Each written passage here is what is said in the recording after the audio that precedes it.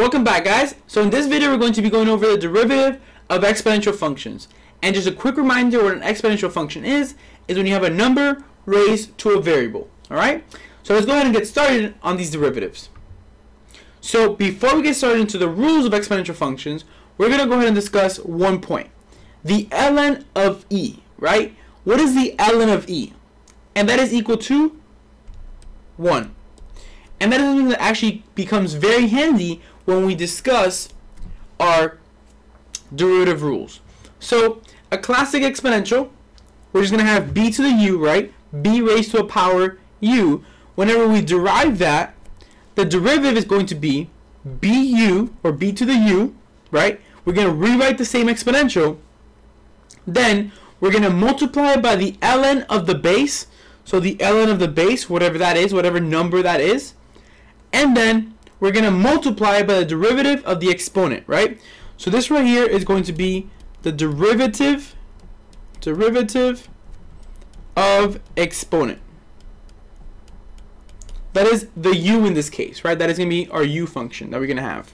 Now, whenever we have our second type, right, of exponential function, which is just e to the u, right? Or e to the u, e to an exponent, we're actually going to have a more simplified version. If you guys see, the second line looks a lot smaller than the first line, and the reason why is because of this ln of b here that we have in red. The reason why I have it in red is that whenever we take the derivative of an e to the u, it is going to be the same thing, right? We're going to rewrite the e to the u, and then we're going to multiply by, hiddenly in there, we're multiplying it by the ln of b. But what is b when we have an e to the u?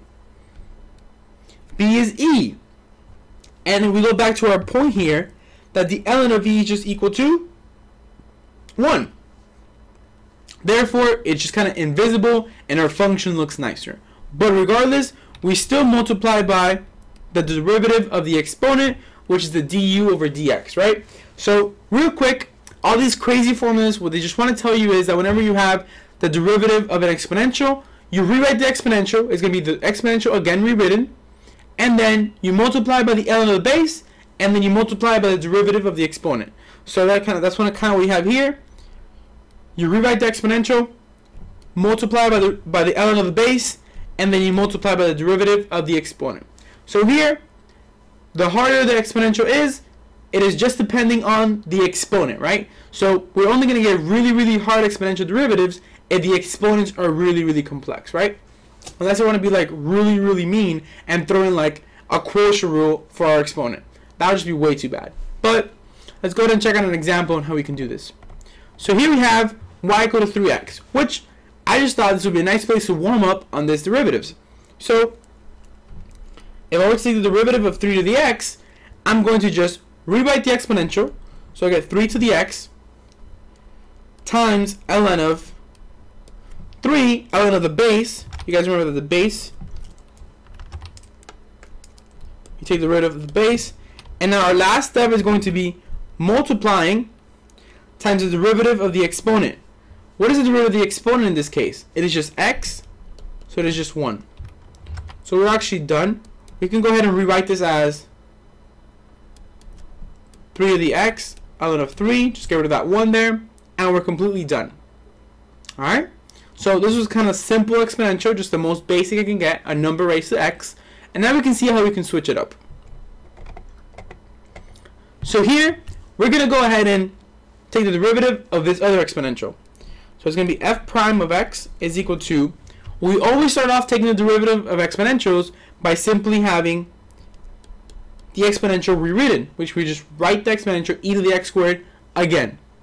Now our second step is having ln of the base, which in this case the base is e, so it's going to be ln of e, times the derivative of the exponent, which in this case the exponent is x squared. And what is the derivative of x squared? It is going to be 2x. Okay? So now we can rewrite this. We can rewrite this derivative as 2x in the front times e to the x squared times ln of e, right? But what is actually ln of e? ln of e is actually, we scroll up here, ln of e is equal to 1. So we're actually just going to say that this right here gives us 1. So we can further simplify that into 2x e to the x squared by itself. So that's going to be the answer to letter B, 2x e to the x squared. And now we're going to go ahead and do letter C, which is going to be a little more challenging, but still doable. So here when we look at this derivative, we notice that we have x here multiplying by 2 to the x cubed minus 5x. So our exponent here is getting a little crazy, but we're still going to take care of it, right? So since we notice here that we have two functions multiplying, we have the x and we have the exponential function multiplying, that leads us to have to do a product rule, right? So we're going to combine our product rule skills with our skills of exponentials that we just recently acquired. So let's go ahead and do that. We're going to have the first times derivative of the first times the second plus derivative of the second times the first. So let's go ahead and fill in those blanks. So here we're going to have derivative of the first. So derivative of x is going to be just 1 times the second, which is just 2 to the x cubed minus 5x. X cubed minus 5x. Now, times the derivative of the second. It's going to be 2 to the x cubed minus 5 because we start off by rewriting the function, right? We rewrite the exponential. Then we're going to multiply it by the ln of the base, which in this case the base is 2. So it's going to be ln of 2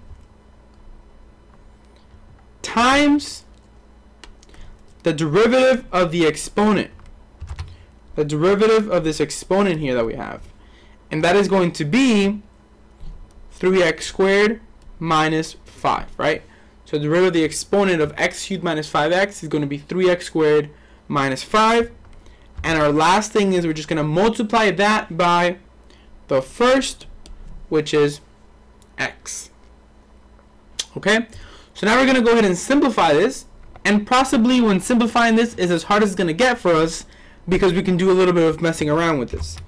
We're going to have y prime equal to 1 times the exponential is just the exponential, right? Plus, we're going to bring this x to the front.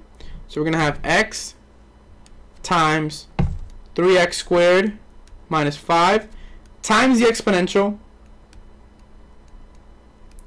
And then we're going to leave our ln in the back. Just leave that ln in the back. Okay? And the little trick here that we can do to simplify this exponential, which makes it a little bit not natural to see, right, is the fact that we have a 2 to the x cubed minus 5x and a 2 to the x cubed minus 5x. We have the exponential in both terms, right? So we're going to go ahead and factor that out. We're going to go ahead and factor that out. So it's going to give us a 2 to the x cubed minus 5x, right? And then now we're going to see what we have left in the inside of the parentheses. What we have left in the inside of the parentheses.